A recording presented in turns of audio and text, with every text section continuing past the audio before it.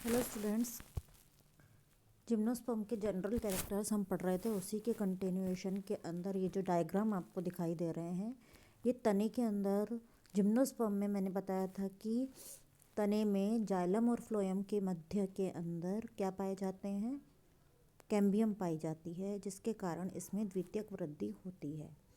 द्वितीयक वृद्धि के कारण इसमें जो तना होता है, इसके अंदर इस तरह की रिंग्स बन जाती हैं। ये रिंग्स जो बनती हैं, ये द्वितीयक वृद्धि का परिणाम होती हैं। और कई बार क्या होता है कि पूर्व में जो कैम्बियम होती है वो एक्सटिंक्ट हो जाती है और हर साल नई कैम्बियम बनती है और नई वुड का निर्माण करती है। इससे कि सक्सेसिव रिंग्स के अंदर कैम्बियम भी और जाइलम और फ्लोएम जो नए बनते हैं उससे वो भी दिखाई देते हैं। तो जाइलम जो है बाहर की ओर फ्लोएम बनाती है और अंदर की ओर जाइलम बनाती है। तो ये जो जाइलम और फ्लोएम बनते हैं, उसके कारण जो द्वितीयक वृद्धि होती है कैम्बियम, सक्सेसिव कैम्बियम के बनने से या कैम्बियम की अतिरिक्त रिंग्स के बनने से जो है वुड बनती है। वुड मैंने बताया था मेनोजाइलिक या पिक्नोजाइलिक होती है। पिक्नोजाइलिक वुड जो होती है उसमें मैंने बताया था कि मेड्यूलरी रेज जो होती हैं कम होती हैं। पैरेन्काइमा की बनी हुई रेज आप चित्र में देख रहे हो, नीचे जो कंसेंट्रिक रिंग्स के नीचे जो डायग्राम बना हुआ है उसके अंदर पैरेन्काइमा या मृदुतक की बनी हुई मेडुलरी रेज दो बंडल्स के बीच में दिखाई दे रही हैं। अगर ये मेडुलरी रेज अधिक मात्रा में पाई जाती हैं और तो उसको मेनोजाइलिक वुड कहते हैं। इसके अतिरिक्त जिस वुड के अंदर पित्त और कॉर्टेक्स काफ़ी कम मात्रा में हो जाता है, सघनित हो जाते हैं ये, और मेडुलरी रेज भी कम पाई जाती हैं, उस वुड को पिक्नोजाइलिक वुड कहा जाता है। जैसा कि मैंने बताया था, पाइनस में पिक्नोजाइलिक वुड पाई जाती है, साइकस में मेनोजाइलिक वुड पाई जाती है। तो ये तो हमने संवहन ऊतकों के बारे में पढ़ा था कि जब हम सेक्शन काटते हैं तो वेस्कुलर बंडल्स जो है हमें जड़ में कैसे दिखेंगे, तने में किस प्रकार के दिखाई देंगे, पत्तियों में कैसे होंगे। इसके बाद में जो इसकी सबसे आउटर कवरिंग होती है किसी भी जड़ की या तने की, उसको एपिडर्मिस कहते हैं, जो कि आयताकार कोशिकाओं की बनी हुई होती है। तो एपिडर्मिस के बाहर मोटी क्यूटिकल पाई जाती है, जो कि क्यूटिन नामक पदार्थ से बनी हुई होती है। और इसमें मैंने बताया था कि कुछ मरुद्भिद लक्षण पाए जाते हैं।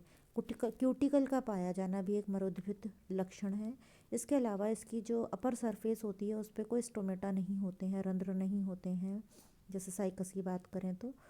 और लोअर एपिडर्मिस में संकन, धसे हुए स्टोमेटा पाए जाते हैं।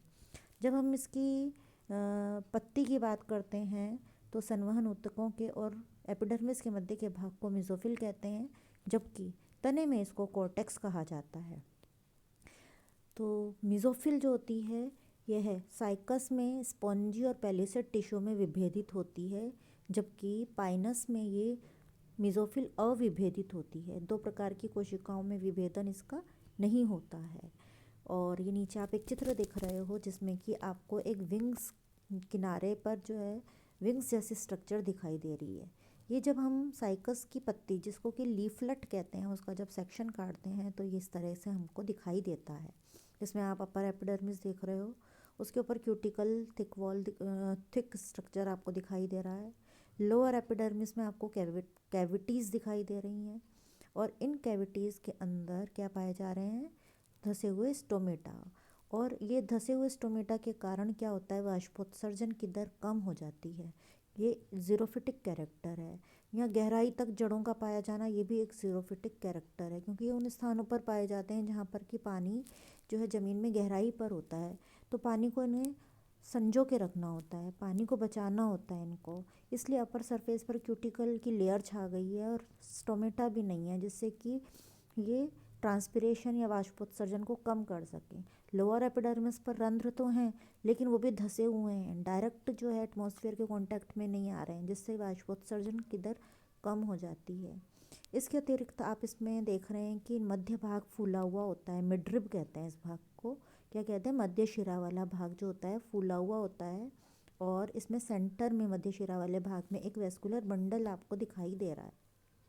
और ये वेस्कुलर बंडल जो है, इसके चारों तरफ आपको स्क्लेरन कायमा, दृढ़ ऊतक की थिकनिंग दिखाई देती है। और एपिडर्मिस के नीचे सनकन फूला हुआ जो भाग है उसके अंदर भी आपको हाइपोडर्मिस दिखाई देती है। ये भी इसके ज़ीरोफिटिक कैरेक्टर है। अब ये मध्य भाग में ही वेस्कुलर बंडल पाया जाता है और इतने लंबे इसके विंग्स होते हैं, तो वहाँ तक पानी कैसे पहुँचेगा मध्य शिरा से? उसके लिए साइकस की पत्ती में ये जो आपको एक लंबा सा टिश्यू दिखाई दे रहा है मध्य भाग से विंग्स में जाता हुआ, ट्रांसफ्यूजन टिश्यू कहलाता है। ये इसकी खासियत है साइकस की कि इसकी पत्तियों में पानी के किनारे तक, पत्ती के किनारे तक पहुंचाने के लिए एक विशेष प्रकार का ऊतक ट्रांसफ्यूजन टिश्यू पाया जाता है, जो कि इसमें जिम्नोस्पर्म में ही पाया जाता है। अब इसके बाद में ये तो इसके बाद में मैंने आपको बताया था कि पत्ती के अंदर जो है डिप्लोजाइलिक कंडीशन के बंडल मिलते हैं। पीटियोल का भी अपन स्ट्रक्चर पढ़ेंगे, लेकिन ये सामान्य लक्षण हैं, इसलिए हम इसकी सारी संरचनाएं साइकस की अभी नहीं पढ़ सकते। इसमें हमें जो काम की, जो कि एक सामान्य संरचना के डिस्क्राइब करने के लिए आवश्यक थी, वो हमने सारी बाह्य संरचना के बारे में भी पढ़ा, आंतरिक संरचना के बारे में भी हमने पढ़ा। अब हम जो है इसके रिप्रोडक्टिव भाग के, रिप्रोडक्शन इसमें कैसे होता है, कायिक भागों के बाद में इसमें रिप्रोडक्शन कैसे होता है इसके बारे में जानेंगे। ये जो है साइकस हेट्रोस्पोरस, साइकस नहीं जिम्नोस्पर्म्स की बात करेंगे हम। जिम्नोस्पर्म्स कैसे होते हैं? हेट्रोस्पोरस प्रकार के होते हैं। हेट्रोस्पोरस मतलब इसमें दो प्रकार के स्पोर्स पाए जाते हैं, माइक्रोस्पोर्स और मेगास्पोर्स। माइक्रोस्पोर्स जो होते हैं एक जिस स्पोरेंजियम में बनते हैं उनको माइक्रोस्पोरेंजियम कहते हैं, और मेगास्पोर जिसमें बनते हैं उसको मेगास्पोरेंजियम कहते हैं। और ये माइक्रोस्पोरेंजियम और मेगास्पोरेंजियम पत्तियों पर बनती हैं। जिस पत्ती पर माइक्रोस्पोरेंजियम बनेगी उसको माइक्रोस्पोरोफिल कहेंगे, जिस पत्ती पर मेगास्पोरेंजियम बनेगी उसको मेगास्पोरोफिल कहेंगे। और ये माइक्रोस्पोरेंजियम आपस में इकट्ठी होकर एक संरचना बनाती हैं जिसको कि कोण कहते हैं। इसी तरह से मेगास्पोरोफिल भी इकट्ठी होकर एक संरचना बनाती है जिसको कि कोण कहते हैं। माइक्रोस्पोरेंजियम मेल कोण बनाती है, मेगास्पोरेंजियम फीमेल कोण बनाती है। अब ये जो है जिम्नोस्पर्म में सब में पाए जाते हैं मेल और फीमेल कोण, लेकिन इसमें भी एक एक्सेप्शन है साइकस। साइकस जो होते हैं उनके अंदर जो है केवल मेल कोण पाए जाते हैं, फीमेल कोण नहीं पाए जाते। मेगास्पोरोफिल जो होती है वो कोण में व्यवस्थित नहीं होती है। इसके अलावा ये मैंने बताया बाइस्पोरेंजिएट या दो प्रकार के स्पोरेंजियम बनाते हैं, और कोन्स जो होते हैं मोनोस्पोरेंजिएट होते हैं। एक कोण में एक ही प्रकार की स्पोरेंजिया पाई जाती है, लेकिन इसमें एक एक्सेप्शन है एफेड्रा फोलिएटा, जिसमें कि बाइस्पोरेंजिएट प्रकार के कोण पाए जाते हैं। साइकस में फीमेल कोण नहीं होते हैं, ये मैंने बता ही दिया आपको। इसके बाद हम बात करते हैं माइक्रोस्पोरोफिल की। माइक्रोस्पोरोफिल में दो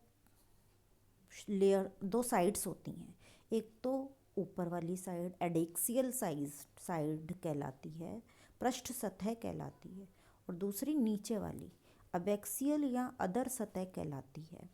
अधर सतह के ऊपर माइक्रोस्पोरोफिल में, जैसे हमारी हथेली है, हथेली का ऊपर वाला जो डार्क भाग होता है वो पृष्ठ सतह है, और जो नीचे वाला भाग जिस पे की लाइंस बनी हुई होती हैं वो अधर भाग होता है। तो अधर भाग के ऊपर इसमें माइक्रोस्पोरेंजिया उपस्थित होती हैं। साइकस में बीजाणुधानियों की संख्या अनिश्चित होती है, जबकि पाइनस में स्पोरेंजियम की संख्या निश्चित होती है, 2 होती है। तो ये एक और एक्सेप्शन है। फीमेल कोन कई वर्षों तक पेड़ पर लगे हुए रहते हैं। इसके अंदर क्या होता है, फीमेल कोन्स जो होते हैं जिम्नोस्पर्म में बहुत लंबे समय तक, कई वर्षों तक जो है वृक्षों पर लगे हुए रह सकते हैं। लंबे समय तक मतलब कि वो जो संरचना, जो कि एक शाक जैसी संरचना थी, जो कि बहुत नाजुक स्ट्रक्चर था, वो धीरे धीरे वुडी स्ट्रक्चर के अंदर, जिसको कि कोलाइन कहते हैं, में परिवर्तित होने लगता है। और इसके अलावा इसमें जो स्पोरेंजियम है उसका डेवलपमेंट यू स्पोरेंजिएट प्रकार का होता है। मेगास्पोरेंजियम एवं ओव्यूल बीजाणुपर्णों पर नग्न अवस्था में पाए जाते हैं। तो जो इसके मेगास्पोरेंजियम होता है वो नेकेड अवस्था के अंदर बीजाणुपर्णों पर पाए जाते हैं। इसका जो ओव्यूल होता है उसको हम कहते हैं नेकेड है, नग्न है, जो कि ओवरी के द्वारा ढका हुआ नहीं होता है। और इसका जो ओव्यूल होता है वह ऑर्थोट्रोपस प्रकार का ओव्यूल होता है। ऑर्थोट्रोपस प्रकार का ओव्यूल जो है, अभी मैं इसको जो है अभी ब्लैक बोर्ड नहीं है मेरे पास, नहीं तो इसको ड्रॉ करके अभी आपको बताती, मैं वैसे ही आपको बता देती हूँ कि जो भी ओव्यूल होता है इसके अंदर जो है एक तो वो भाग होता है फ्यूनिकल कहते हैं, जिससे कि ये ओव्यूल जो होता है वो लगा हुआ होता है जिस भी सतह पर, उस जिस डंडी से लगा होता है उसको फ्यूनिकल कहते हैं। एक भाग इसमें माइक्रोपाइल होता है और एक भाग इसमें चैलेजा कहलाता है। ठीक है, तो माइक्रोपाइल, चैलेजा और फ्यूनिकल, ये तीनों संरचनाएं, तीनों स्ट्रक्चर जब एक सीधी लाइन में व्यवस्थित होते हैं तो जो ओव्यूल बनता है उस ओव्यूल को ऑर्थोट्रोपस ओव्यूल कहा जाता है।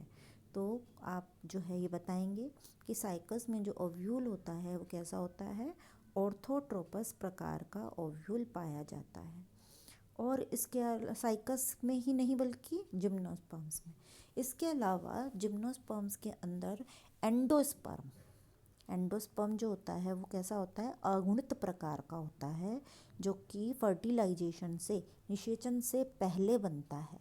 जबकि आपने पढ़ा होगा एंजियोस्पर्म्स के अंदर जो एंडोस्पर्म होता है ये ट्रिप्लॉइड होता है, 3n प्रकार का होता है और फर्टिलाइजेशन के पश्चात बनता है।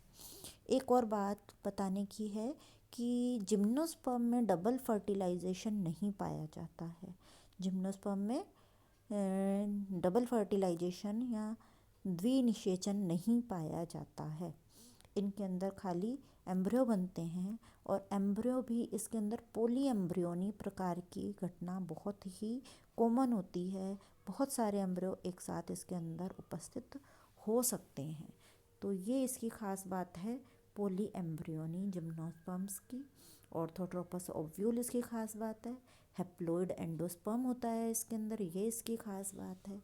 इसके अलावा इसके अंदर जो है ओव्यूल के अंदर ही आर्किगोनिया बनती है, पोलन ट्यूब्स बनती हैं, और फिर किस प्रकार से इसमें रिप्रोडक्शन होता है वो हम क्रमशः आगे पढ़ेंगे।